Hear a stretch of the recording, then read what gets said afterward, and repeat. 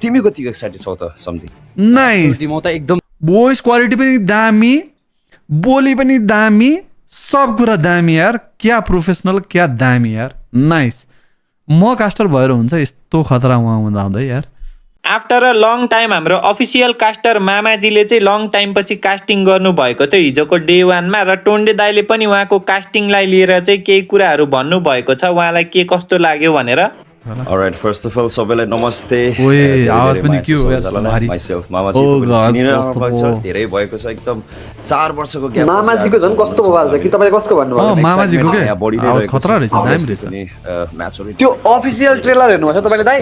Free फायरको यो animation कुरा गर्ने हो भने हो त्यसकोमा मामाजीकै उयो गरेको हो कि साउन्ड। ब्याक टु ब्याक दुईवटा बुया निकालिसकेको छ। मामाजीले नै प्रेजेन्ट गर्नु भएको। हो र लोकला, स्पोर्ट्सले पनि सुन्छु ल। राम्रो किलहरू पनि यहाँ निकाल्दै एउटा राम्रो टप 3 लेभलमा बसिराख्न सफल पनि अहिलेसम्म भइरहेको छ। एकदमै एक्साइटमेन्ट लेभल बढिसकेको छ, किनभने यहाँबाट अब अफकोर्स पनि EWC को लागि एउटा मात्र टिकट राखिएको छ। त्यो भएपछि अभियसली म्याच चाहिँ एकदमै टफ हुने नै भइहालेको छ।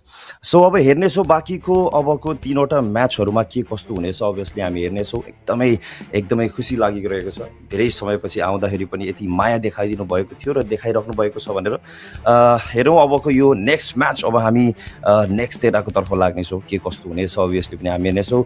तिमी कतिको एक्साइटेड छौ त समथिङ? नाइस। म त एकदम भोइस क्वालिटी पनि दामी, बोली पनि दामी, सब कुरा दामी यार। क्या प्रोफेसनल, क्या दामी यार। नाइस।